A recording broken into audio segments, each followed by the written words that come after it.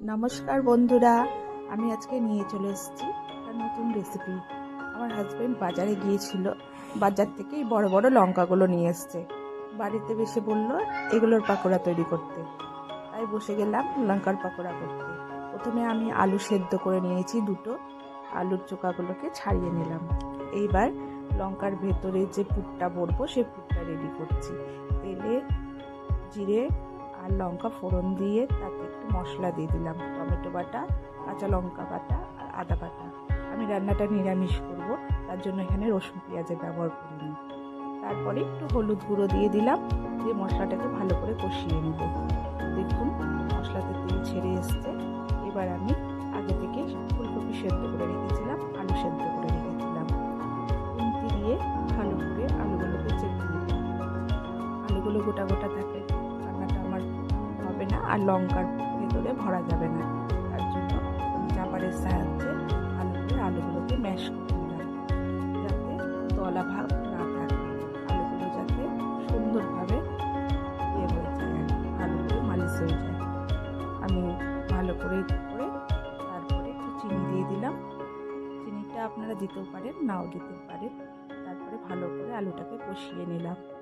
এবার আমি বাড়িতে ভাজা মশলা করে রেখেছি, গরম মশলা, জিরা, ধনে, তেজপাতা আর শুকনো লঙ্কা ভেজে হালকা খোলাই তারপরে পেস্ট করে রেখেছি শুকনো করে, সেটা ভাজা মশলাটা দিয়ে দিলাম। বেশ কিছুক্ষণ আবার নাড়াচাড়া করবো কড়াইয়ের মধ্যে। দেখুন আমার আলুটা কষানো হয়ে গিয়েছে। আলুটা শুকনো শুকনোই রাখতে হবে এরকম, তাহলে লঙ্কায় সহজেই ভাজা যাবে। আর এই যে লঙ্কাগুলোকে আমি সাইড কেটে লঙ্কার বিচিগুলোকে বের করে জল দিয়ে ভালো করে ধুয়ে রাখলাম। আর এইখানে আলুটা আমার রান্না করা হয়ে গিয়েছে। এবার আমি একটা ব্যাটার তৈরি করব। তার জন্য বেসন, ভাজা মশলা, কর্নফ্লাওয়ার, জিরা গুঁড়ো, শুকনো লঙ্কা গুঁড়ো, হলুদ গুঁড়ো, বিট নুন দিয়ে দিলাম একটু, আর একটু দিয়ে দেবো চাট মশলা, যাতে ব্যাটারটা একটু সুন্দর হয় আর টেস্ট বাড়ে। চাট মশলা দিয়ে দিলাম। তারপরে এইবার পরিমাণ মতন একটু করে জল দিব আর ব্যাটারটা ভালো করে গুলে নেব। ব্যাটারটা বেশি পাতলা হলেও চলবে না, বেশি ঘন হলেও চলবে না। দেখুন ব্যাটারটা আমার সম্পূর্ণ গুলা হয়ে গিয়েছে, আমার সব কিছু রেডি হয়ে গিয়েছে। আর আমি কড়াইয়ে তেল গরম করতেও দিয়ে দিয়েছি। এবার লঙ্কাগুলোকে আমি ফুলগুলো ভরে নেব লঙ্কাতে। এবার লঙ্কাতে আমি ফুলগুলো ভরে নিই, খুব আস্তে আস্তে করে ভরতে হবে, নাহলে লঙ্কাটা ফেটে গেলে আলু সম্পূর্ণ বেরিয়ে যাবে আর ভাজাটাও ভালো হবে না। আমি তো এইভাবে করছি, আপনারা সেইভাবে ভরার চেষ্টা করবেন। লঙ্কার মুখটাকে বন্ধ করে দিলাম, ভরে নিলাম।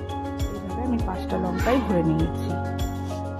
লঙ্কায় আমরা 4 জন আছি, আমার মেয়ে খায় না, বলে যে ঝাল, কিন্তু এই লঙ্কা মোটেও ঝাল নয়, খুব সুন্দর লাগে খেতে, একদমই ঝাল নয় আর খুব সহজেই রান্না হয়ে যায়, বেশি টাইমও লাগে না। এইভাবে আমি ফুলগুলোকে ভরে নিলাম আর ব্যাটারে ডুবিয়ে গরম গরম তেলে ছেড়ে দিলাম।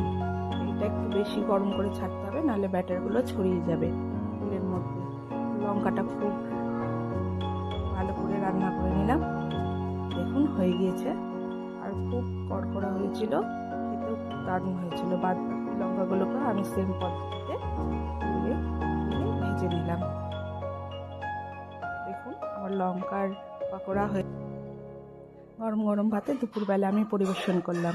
আমার ভিডিওটি সম্পূর্ণ দেখার জন্য অসংখ্য ধন্যবাদ। সবাই ভালো থাকবেন।